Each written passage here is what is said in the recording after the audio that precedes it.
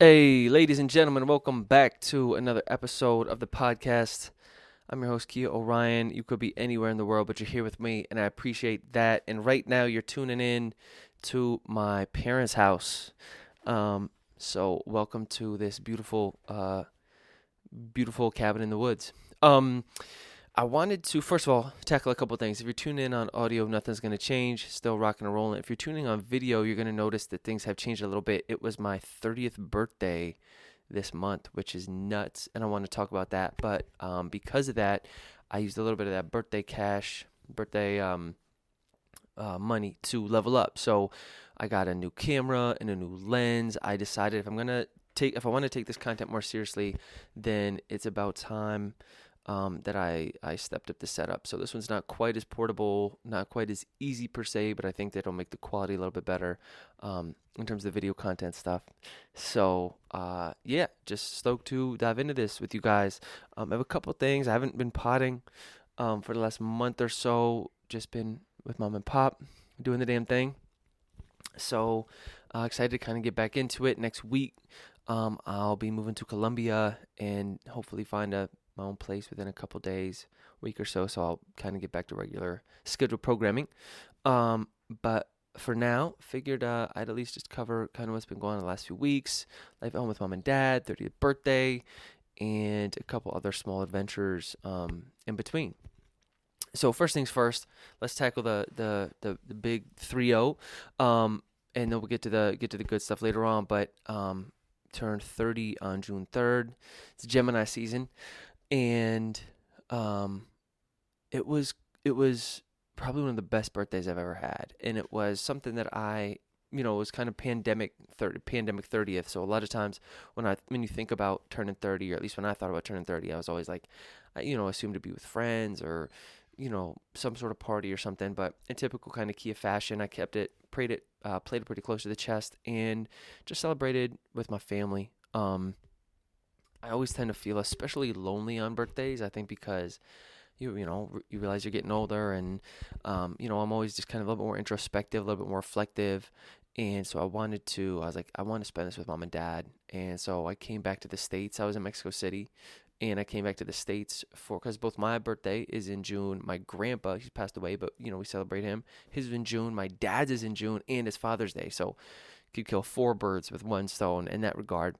And it just felt right, to come home and celebrate with mom and dad. And it was also, for a long time, as I'm going to talk about it a little later on, I wanted to experiment with psychedelics.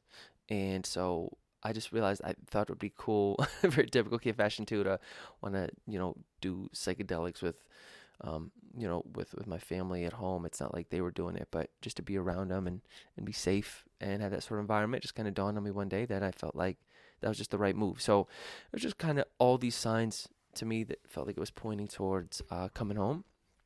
And so I came in, I think, on the 1st or the 2nd of June, can't remember exactly, but flew in, and that might have been Tuesday, I think, Tuesday, Wednesday, somewhere in there, was my birthday, and it was really nice to celebrate with the fam.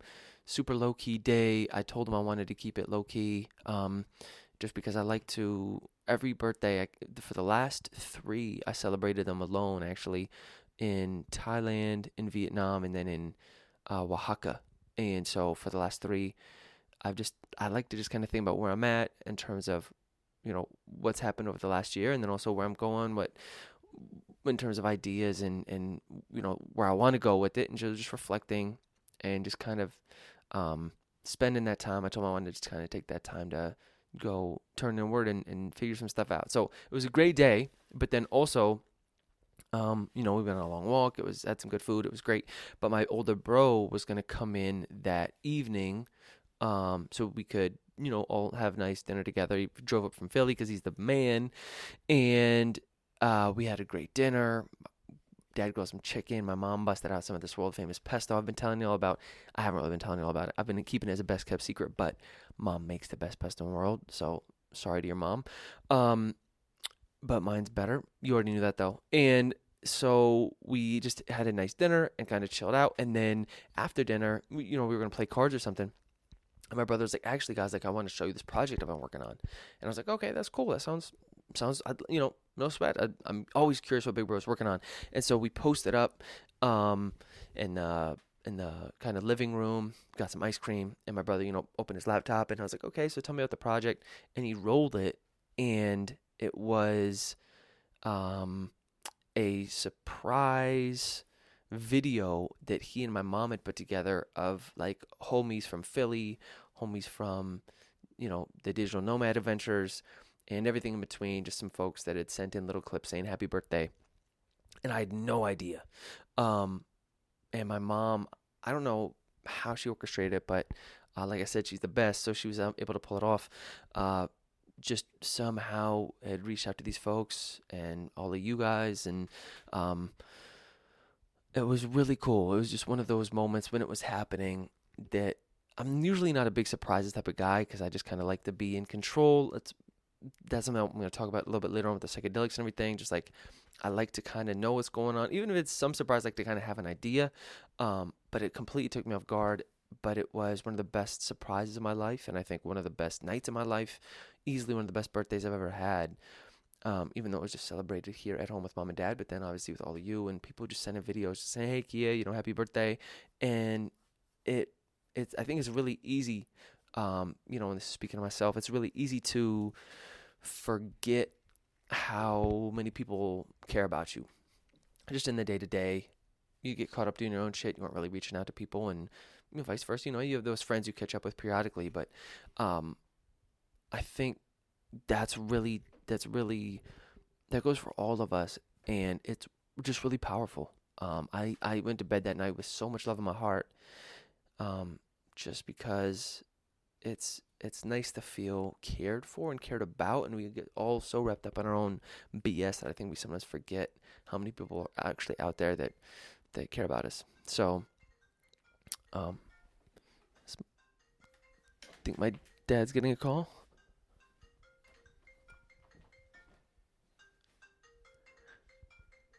All right, so somebody's getting a call. Anyways, so that was really cool. And then, uh, since then, it's been like a blink of an eye. Like I've been home almost a month now, and I can't believe it. I can't believe I'm leaving next week. But it was really nice kind of having this time at home to decompress and think about stuff. And like I said, I'd always wanted to experiment a little bit with psychedelics and with mushrooms in particular. And so I was able to get my hands on some. And I'd been wanting to do this when I was abroad because I'd heard in Mexico that's like where, you need to do them. It's like in Oaxaca and in Mexico. But I was like, you know what, every time I wanted to do them, I was like, I wanted to do them, but around people I trusted, not like I know that they have these retreats and stuff for them, which I'm totally for. But since it was my first time, I was like, I want to do it with people that I know or around people that I know. But it just never seemed right when I was awake 'cause I didn't know what to expect. And so it was just really nice to be around fam. I just went on a long walk, and I didn't do a huge dose or anything like that, just kind of, baby steps with it. But it was cool. It was interesting. It wasn't exactly what I expected. I I think I was just much more like um I my uh my experience with it was just different than what I'd had in mind, but it was in a better way, I think, especially because I did a very low dose of it. But I was still very much like coherent and control, and nothing. It wasn't so much that like things were like, kind of like moving around or anything that you think about when you think like Fear and Loathing in Las Vegas, where those guys are probably doing a ton of stuff. And I think that'd be cool to possibly experience some of that in the future, but I just wanted to kind of start it out with something simple. And so it was the way that I can describe it was I just felt like very um, present, like very pleasantly present. In terms of I went on a walk with my dad and my brother, and I just noticed things more. Like uh, normally, um, when I'd go on a walk or something, I'll be thinking about like what's going on after the walk or like what I'm going to eat afterwards or something like that. And this was just really interesting to kind of be I don't know. It was just like very like I wasn't worried about any of that at all. I wasn't thinking about that stuff at all. I was just kind of like there thinking about like the leaves and the little critters and just how happy I was to be there walking with my dad and my brother. And um like I said, it wasn't a huge dose, so I was still very much there, but just more in my own head. I think it's like it's the same feeling I have when I meditate and I have like a good meditation session where you are just very aware of your own thoughts. And that was the cool part, was I was just very much like, I felt like I was just an observer of myself, but in kind of a micro way, that I think if I did a bigger dose, that's where you can really get some cool introspective kind of beliefs going on. You can kind of break down your ego a bit. And obviously I didn't quite get there, but it was just, and I was a little bit more silly. Like my dad was trying to describe, he was a middle school science teacher, so he was trying to describe these like these small insects at one point, and I just thought it was hysterical. Like just the way he was describing them as the hand motions and stuff. I like could not stop laughing about these this type of we were talking about bot flies and their just like their place in the food chain, and like mating strategies, and bio shit, and I just thought it was hysterical. So that was an interesting piece to it. Another thing that took me by surprise, and people told me this, but I think it was how long it lasted. Like, it was a little dose, and it still lasted for hours, like probably 6-7 hours. I was still just feeling like a little bit kind of giggly for a lot of it, and I guess that's kind of how I could assume it could affect me. I have heard, if you are kind of in a weird space mentally, it can kind of, can backfire.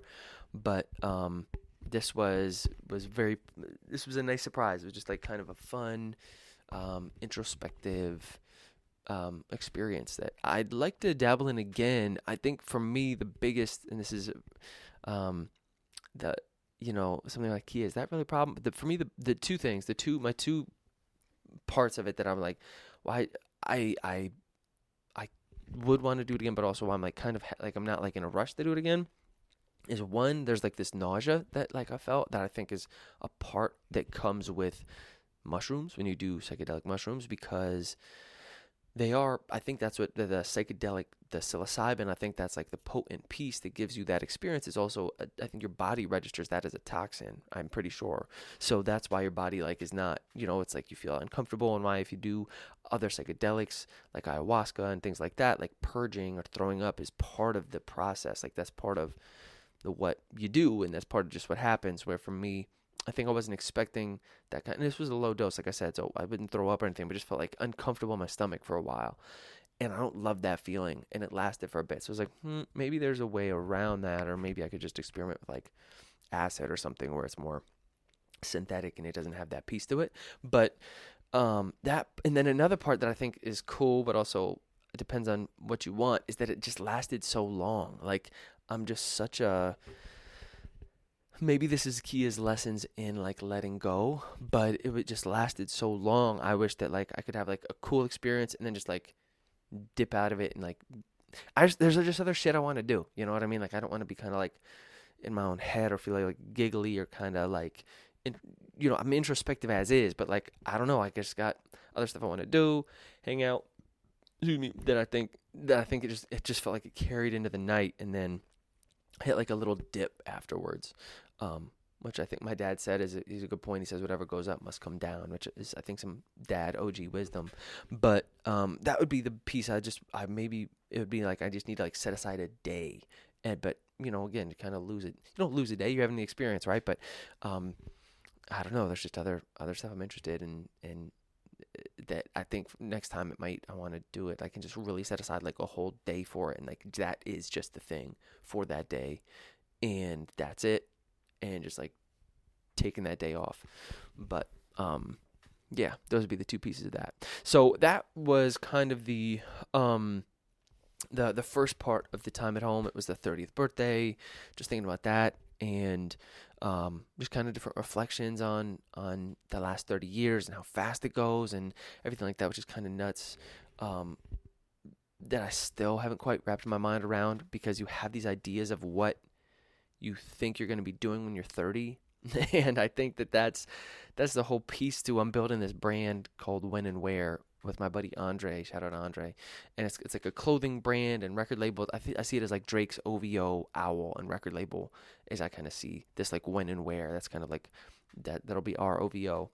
And it's just weird when I think about But that's the whole point, is that it's like when and where. It's not a matter of if it happens, it's just that it's going to happen, but just when and where are the two variables. But this idea of like a timeline, and how when I was 19, 20, 23, 24, that I was always like, I assumed at 30, it's like, I'd have in my mind, I'm like walking a dog, I'm wearing a cool Patagonia jacket, I've got like a New York fitted hat on, I'm like killing it with the music, I'm like, I'm just, have all these expectations of who you're going to be, what you're going to be, when it's going to happen, that I think I'm just coming to terms with the fact that I'm like, it'll happen in time, and to just like, the timeline is a piece you can't control, and just to find comfort in that, and just be like, I know I'm on the path, I'm making songs, I'm learning the art, I'm learning marketing, I'm learning about building businesses and merch and brands and all that sort of stuff,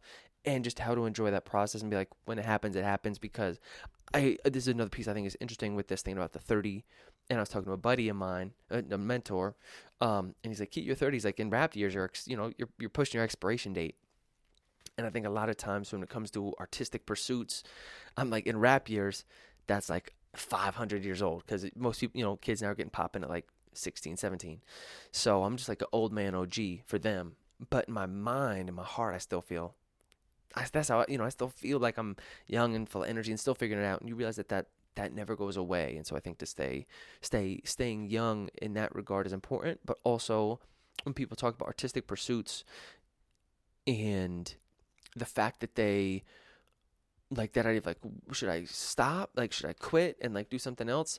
I think is always an interesting question, because for me, it's never even crossed my mind really, of like, should I quit? Because I love the craft. So it's like, there's nothing else I want to do. There's nothing else I'd rather spend my life doing or chasing than the craft, than making music and making beats and writing songs and engineering and marketing, just online business, all of it. I'm so fascinated with that. It's like, to me, that's a life worth living, is one, even if it's a constant pursuit. And I talk about this a lot, of whether the dream happens or not. The only way to know is if you chase it, if you go for it. And that sounds noble, but for me, it's much less about like dying on my sword of like the craft, and more just like, that's just really what makes me happy, is doing the thing. And so there isn't anything else I'd rather do. I've been fortunate enough to find ways to make a living, kind of selling beats or teaching music, engineering, and all of these kind of music related things, as well as I'm pursuing my own path with it. But it's like, if I'm still trying, singing songs at 50, like that, I'm just going to be on some Phil Collins shit, you know what I mean? And that's just what it is. And so for me, it's just like, whenever it pops and gets cracking, that's when it was supposed to be, because I'm learning lessons along the way. I mean, it would have been nice at 25. Didn't spend those years broke doing the damn thing, but I guess that's also part of the game too, is it was those lessons and those years in New York and those years in Philly that I think are the reason why I'm so happy now. And happiness is obviously a fleeting thing. Some days are better than others, but why I feel so appreciative now to chase the thing. And it's all my mom. I was talking to my mom about this the other day. There's this whole perspective that, that perspective, even when days are rough, things aren't going great, it's that perspective of being like, dude, at least I'm not subbing, or at least I'm not, working this cubicle doing some job I hate, or, bartending, driving home at 3 a.m. Like, at least it's that perspective that it's almost like those years. I talk about this a lot, and so I apologize if you're a long time listener, but how it's really that's where the magic happens, is in the suffering and in the struggle of it, because without that, like, there is no hero's journey. And so that, to me, and even now, like, I'm not struggling in terms of the way that I was, but in terms of like trying to get the music out there and build the artist brand and all these things that are much less, struggle is relative. But for me, when it's not going the way you want it to, or whatever, to the feelings of just being grateful, because I had that perspective to go back to, from all those years when I really was unhappy, and drawing from those experiences for the material now. Like Jay-Z, he still talks about his time growing up in Brooklyn and all that sort of stuff, which is very different from my reality, but still having those real human intense experiences that you can draw on that I still find so motivating to this day. So speaking of which, I went down to DC for a weekend, and on my way back, I stopped in by Philly because I wanted to stop by see my big bro. And when I was coming back through Philly, my brother was out in an event with his girlfriend, and so I had just some time to kill, a couple hours in Philly, in like downtown Philly, where my bus came in, and so I was able to go. I just took some time. I was like, because key, I'm sentimental. I was like, let me go back and just explore the different places, either where I bartended or where I was a sub, like my old bus stop, all that type of shit. And it was crazy, man. Like going back, I posted up outside this old bar I used to work at in downtown Philly. It's called A Bar. And I was just like posted up across the street, and I had my mask on and everything. And the bartender came out, and I recognized him from 4 years ago now when I worked there. And I was like, man, it's crazy how that could have been me. And I felt that same way. It wasn't this time, but before, when I've been back to Philly, at my old office job, when I used to work at this shelter for runaway and homeless teens. And I remember seeing the accountant, and he was just so miserable, and he'd been there for years. And I was like, why have you been there for years? And then like a couple years passed in this job, and I realized I was like, I'm slowly turning into this guy, slowly becoming bitter, like in this job I don't love. But you just don't. It's hard to quit it when you're in it because you don't see it, and you can't see anything past your reality of where you already are. And so it was just really interesting to see the bartender for a second. He didn't see me. I was just like, posted up on my stealth shit, on my Liam Neeson shit. And just being like, there's a fine line between that dude and me. And like, I could have spent the last 4 years at this bar, and because it's hard, man. You make good money. It's fast money. It's hard work. But I'm in a way so thankful that Philly kind of chewed me up and spit me out, and I hit that kind of all-time low, because when it feels like there's no other option, it's a lot easier to make drastic changes than when you feel like you've got a lot of options and life is comfortable. And so people are like, man, it takes a lot of guts to go overseas or something. I was like, it honestly wasn't that hard of a decision, because I was so miserable that it almost felt like there was no other choice than to just change the life that I was in, because I was just so unhappy with it. And so it was just cool to kind of go back there. I was looking at some of these old schools in downtown that I used to sub in, and I posted into Barnes & Noble, because I remember the exact moment when I decided to quit the job at the bar that I was telling you about in downtown Philly. And it was because I'd gone up to Barnes & Noble. I was on break. I was in between double shifts. So I worked one shift, and then you have a little break, and then you have to go back, work another shift. So it's like 6 hours, and then you get like 30 minutes to an hour, and then you got to go back for another like 6 hours or 8 hours. I was like, this is nuts. And so I'd done the first shift, and I was already spent. And so there's like a really pretty park right near that bar. So I walked to this Barnes & Noble. They're like a little cafe upstairs overlooking the park. And I go up there, I get a water or something, and I'm just like looking out over the park. And again, that kind of thought dawns on me, and I'm like, this is my choice. Like, I feel spent. I just like don't feel like doing this other shift. I'm like, I am just like so not into it. And I'm like, I don't have to do it, Kia. Like, this is a hard decision, but you can quit. Like, you don't have to do this. And I know it sounds bad as somebody who champions persistence. Be like, I'm just gonna quit. But I do think it is an important point to know when, as they say, when to grit and when to quit. And this is one of those when I was like, as soon as I had the thought, I was like, I don't want to do this anymore. And like, I'm gonna dip. And the managers were super intense. I knew they were gonna rail me out to other people who worked there. It was an intense environment. I had some homies too. They were like, "Yeah, what are you doing?" So, but I just knew it in that moment. And so, anyways, I wanted to go back up to that Barnes and Noble where I'd had that kind of thought. And when I was there, I actually bumped into an old student who I used to teach, quote unquote, teach when I was a substitute in Philly, which was nuts. And he was just graduating from community college. He's like 21 now. And he was like, hey, Mr. O. And that's what they used to always call me. I used to introduce myself as Mr. O. And, we had masks on and shit. And I was like, I couldn't even believe he recognized me. And so we just chopped it up, and it was really cool. Just like reminisce with him over old memories and stuff. And I think he was a freshman maybe, or sophomore. So he was pretty new in high school. And it was weird to think he's now graduating college. And it just, time goes fast. So that was kind of crazy. But it was also cool and just like a reminder, of some of those. I like being intentional about those reminders and those memories just to keep that fresh, because now it seems like a long time ago and it seems like a in a galaxy far, far away, but you're never that far away, I think, from getting how you got to get it.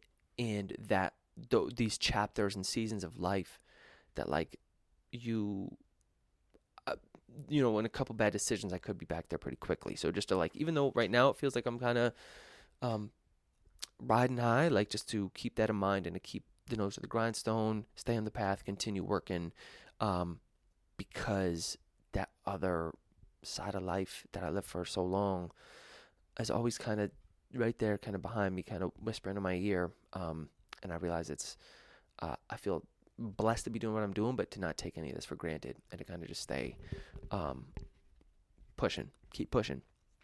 And so that was just a really cool experience to kind of have, go back, reminisce about everything. And Big Bro came to pick me up, and then we went and had dinner, and I left the next day pretty early to come back home. And so now that I'm leaving next week, it's always weird, like coming back home and just being with mom and dad. Like there's a part of me that is, I think, always torn between like wanting to pursue the dream and wanting to be a family man. And I really lucked out and got a rad family. And so part of me is like always wants to like stick around longer. But then as soon as I'm out and about, I'm always like really glad to just be kind of hustling and working. But I think a part of that is just like that life lesson of finding the balance between the two, kind of walking that line between what you want in terms of family and partnership and what you want on a career, and that you can't have both. I heard this really cool quote the other day that was you can have family, you can have the career, you can have the success, you can do everything you want, but just maybe not at the same time. And I think for me, that's the life lesson here, is being like, obviously mom and dad aren't around forever, and that's why I kind of came back home, because I wanted to, or not just back home, but this side of the world, like Mexico and now Colombia, because it's a little bit easier to get back home rather than being in Asia. And that I realize I don't have these guys forever, but also that, that maybe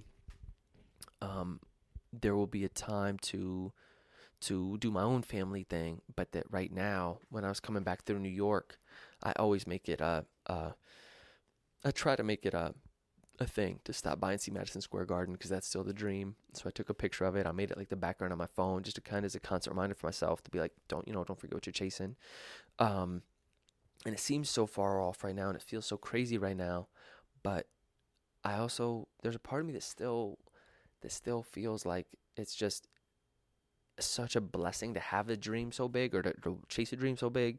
Because if I was like I'm not, but if I were an athlete and like peaked at like 23, 24, 25, then it's like you got to totally switch your identity, where this is a dream. It's a big enough dream too, that this is something I could chase. I can pretty much chase for forever. And we'll see if I ever get there. And if I ever get there, then there'll be something else cool. But just like, why not shoot like all the way?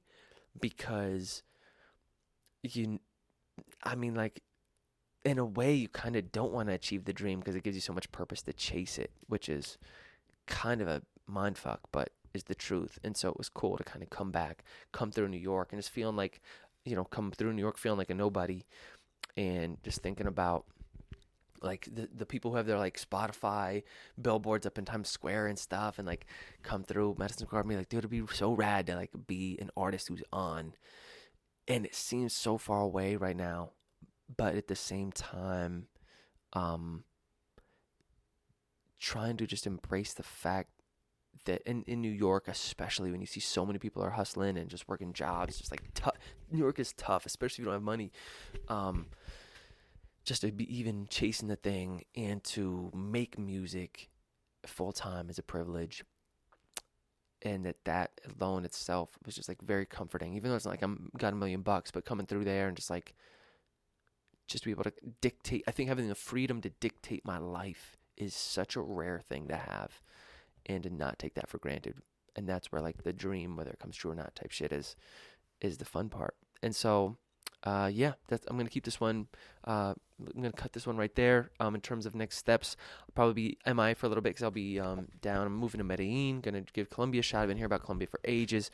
Want to finally see what it's actually like, and building out this when and where brand. And so I'm hoping that next time I come to you guys, I'll have a cool logo. Hopefully, I have some merch available. I'm still doing the song a week. I've got a ton of songs in the chamber I've been working on mixing, kind of getting right to release. I think I'm making some of the best music I've made in my whole life just because I'm experimenting more with my voice and my identity. And I feel like I've spent the last like 30 years, more like 10 years, but 30 years, I guess, building this person, these ideas. And now I get to spend the next part of this beautiful life kind of like testing it out and trying it and putting these skills to real use and continuing to build the skills. I want to hone the Spanish even more, continue the boxing, learn more about engineering. That's one of the beautiful parts of life, I think, is just learning and then self-improvement that keeps me kind of just excited for the next chapter. So thanks for tuning in. If you even made it this far, you're real and you already know. Let me know if you like the new video, if the quality, if it's too close, if it's wonky, whatever, on YouTube. If you're listening on audio, appreciate you however you made it here. Thanks again, y'all. Appreciate you, and I'll check you on the next one. Peace.